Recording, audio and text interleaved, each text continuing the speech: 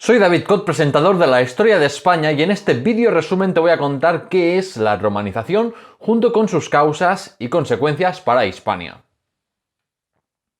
Tras 700 años de presencia romana, es lógico que el Imperio Romano dejara un legado material y inmaterial muy importante en toda la península ibérica.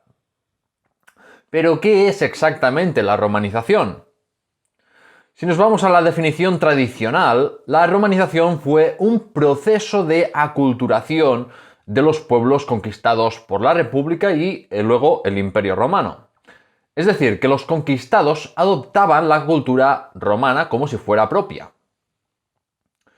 Es más, si vamos a Wikipedia, la definición es que la romanización fue un proceso de asimilación cultural.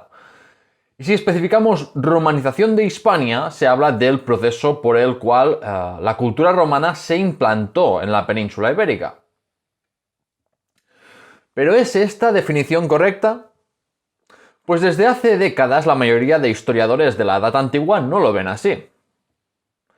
La romanización no fue un proceso unilateral en que los indígenas eran simplemente agentes pasivos y adoptaban la cultura romana sin más, sino que fue un fenómeno de cambio cultural que afectó tanto a los indígenas como a los romanos y itálicos que emigraron.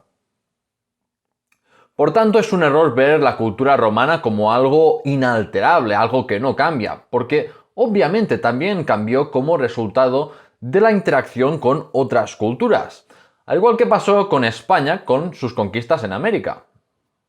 La romanización trata de la formación de identidades híbridas, en que los elementos romanos predominaron, pero donde algunos elementos indígenas pervivieron o se adaptaron a la nueva realidad.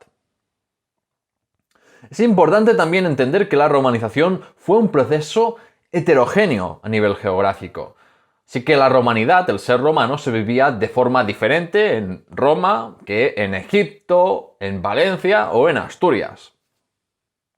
Y de igual forma, el ser romano era diferente según la condición socioeconómica, la religión o la relación del individuo con el Estado romano. Aclarado qué es la romanización, vamos a ver sus principales causas. La primera, por supuesto, la llegada de inmigrantes romanos e itálicos que huían de Italia por la creciente desigualdad económica entre los grandes terratenientes que usaban esclavos para explotar sus tierras y los pequeños propietarios, que cada vez eran menos y estaban más empobrecidos. Mención especial aquí a la presencia del ejército romano en Hispania, ya que muchos soldados veteranos terminaron asentándose definitivamente en Hispania. Y por otro lado, los íberos y celtas de la península, al servir al ejército romano, se vieron influidos por la cultura romana. Otra causa de la romanización es la construcción de calzadas romanas para mejorar las comunicaciones y el comercio. Y la administración romana, porque también es otro elemento de la romanización, porque unía gentes que nunca antes habían estado bajo unas mismas instituciones y leyes. Y finalmente, como el orden romano había venido para quedarse, las élites hispanas eran las más interesadas en parecer más romanas y en presentarse como aliados para incrementar su propio poder. La romanización tuvo muchas consecuencias para Hispania, empezando por el latín, que acabó con todas las lenguas preromanas excepto por el euskera arcaico. Por supuesto, aunque Roma no imponía su religión por ley, muchos hispano-romanos adoptaron la religión pagana romana. Hispania también quedó bien integrada ahí en el comercio, las redes comerciales del Mediterráneo. Y el derecho romano se implantó como base del sistema legal actual.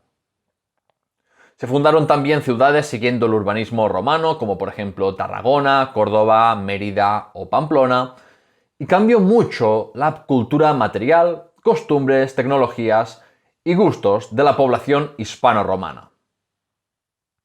Espero que te haya gustado mi explicación sobre la romanización de Hispania. Si quieres una explicación ampliada, pues puedes ir al episodio 8, Alto Imperio y Romanización de Hispania. Y si quieres más contenido sobre la historia de España, no olvides darle al botón de suscribirse.